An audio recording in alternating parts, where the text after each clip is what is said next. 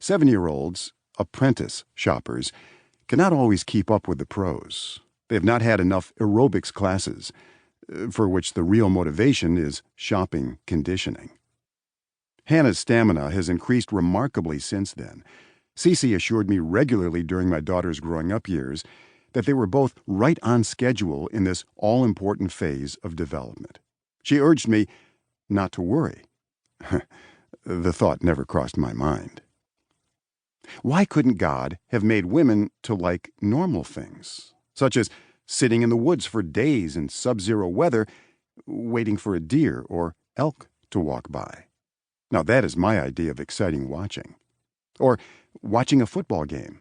I'm not into TV too much, unless it is a good sporting event. Cece does not always understand me in this area, but she is kind about it. "Who are you rooting for?" she sometimes asks. "I don't care who wins," I often reply. "Are these any of your favorite teams?" "No, not really." "A favorite player or two, perhaps?" "Nah, I don't know much about these guys at all." "Then why are you watching the game?" she asks with a quizzical expression. "Because it's football," I reply as patiently as I possibly can. Sometimes people cannot figure out the obvious. I will tell you what puzzles me. Why she and my 2 daughters like to watch stuff that makes them cry. Go figure. Many kinds of watching take place. TV watching, parade watching, watching the clock, stock market watching, bird watching, ranks right up there with sewing matches to me, and 1,000 other things. I like to watch kids laugh.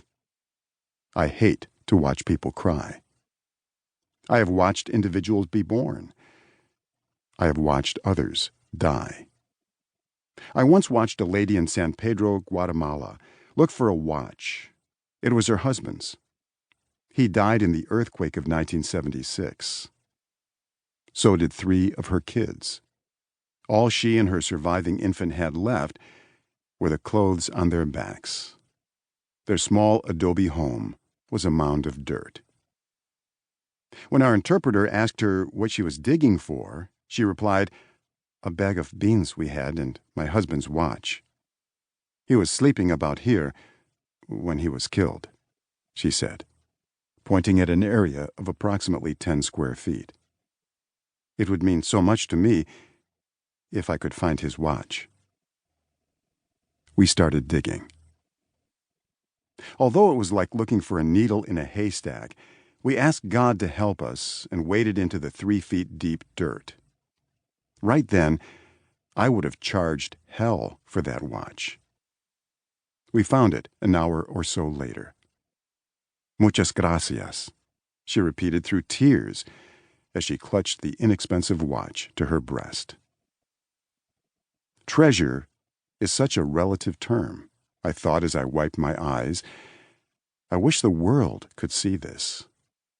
Maybe some priorities would change. I watched another quake victim, holding her 3-year-old daughter, walk away from a food line in which I was serving. She was the last in line for the soup. As she held out the jar she had found, we looked at her and said, "No más," which means no more. Then I watched her walk away, holding her hungry child.